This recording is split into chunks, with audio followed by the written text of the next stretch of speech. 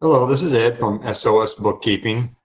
This is a review of the aged accounts receivable report, some of the advantages and how to use it, how to set it up. I am going to use, for this purposes, I'm going to use Xero for this. And some of our clients like to keep their bookkeeping on Excel or Google Sheets, but you'll see that that would be very difficult to do, to keep your aged accounts receivable in that format. And for Xero, for instance, they have an edition that's just $15 a month. So it's very inexpensive to be able to utilize a software that will do a lot of things for you. So the aged accounts receivable is the accounts receivable report, but it adds aging to it, which is very useful. Anything that is due in less than 12 months is a current debt, and that's what would go on your accounts receivables. This is a liability account, so a positive balance on your report would be what is owed to you. And then that total amount would be on your balance sheet. So let's take a look at how the page is set up. In this, you can put a period ending. You can do the aging period. So I'm using 30 days, 1 to 30, 30 to 60, 60 to 90, and older. Age by due date as opposed to issue date. You can add columns if you wish. You can group it differently. A lot of different things you can do here, but I'm going to leave it like this. This is the most common format. So what we have set up here are on the left side are all the clients or customers that currently owe you money. This one's set up with the due date first, the invoice number, an invoice reference. This might be a purchase order or something of that sort, but yeah, PO, see the POs here. And then the amount would be entered under the proper column of the age of the debt. And the system will move it along this process as long as it remains unpaid. And of course, when it is paid, then it will be removed from here and added to your cash account. So let's take a look here and see what we have. So the basket case is a current, actually due date. It was issued 11th, due the 21st. So terms you can see are due in 10.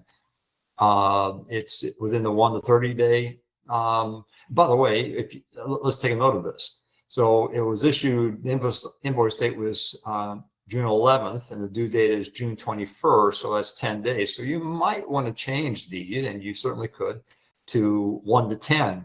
And then 10 to 30 or 40, to age it that way. So you can structure it any way that you need. So this is one that's current, so no issue there. And let's take a look at Bayside Club. You can see they're current, no issue there. City Limousine. So this is an interesting one. You can see invoice, invoice, invoice, invoice. And you can see as this, let's look at the first invoice. It's way out here. It's older than 90 days. And then when April was issued, of course, it was probably in the 1 to 30. And then when the May was issued, it was in the 31 to 60. When it came to June, $650, you see this would have helped you make good decisions. And that's what this report does. You'd probably think twice about extending credit to City Limousines if they were already at this point. Well, this one isn't that large, but you could see how these would be moving along this process. So, and then all of a sudden a much larger invoice amount.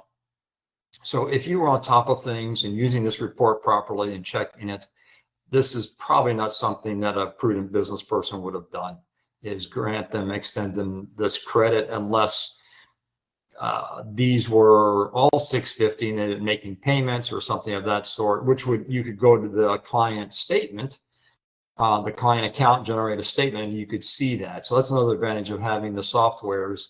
You can very quickly and easily go and see that. This would be a good starting point.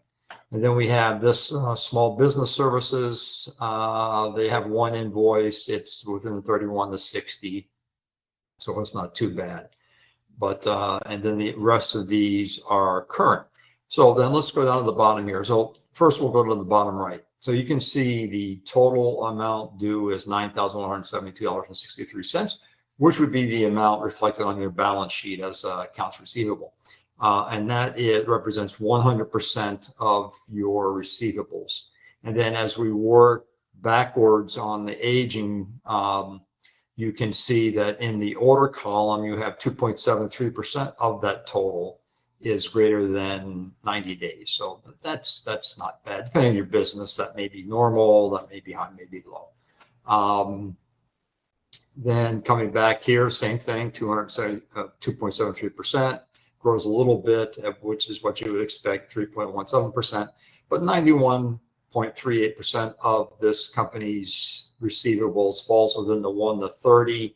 But if it's, these all look like they're due in 10 days. So some of these may be current, some of these may be past due. So I think if this were my business, I would recommend, or we were keeping the books for this business, I would recommend, this is just a demo account. I would recommend that we change this to 1 to 10 and then age from there so we could see that. 91.38% though is within that 30 days. So this is how this is set up and used. It's great for making proper decisions on granting credit. You can also see perhaps problems coming if more and more of your debt is moving out to due, is past due to a greater degree. Maybe you need to evaluate your terms. Maybe you need to evaluate your credit granting process. Perhaps you need to take a look at your contracts or whatever agreements you have. So it's a great tool for telling you, providing a lot of information. The other thing is you can foresee issues with, if your receivables are too high, perhaps you'll run into a cash flow issue. And one basic business premise is never run out of cash. So you would know to start upping your collection efforts earlier. There's a kind of a sister report of this is your aged accounts payable, which is showing what you owe. So these work in conjunction together. So there's a quick summary of how the aged accounts receivable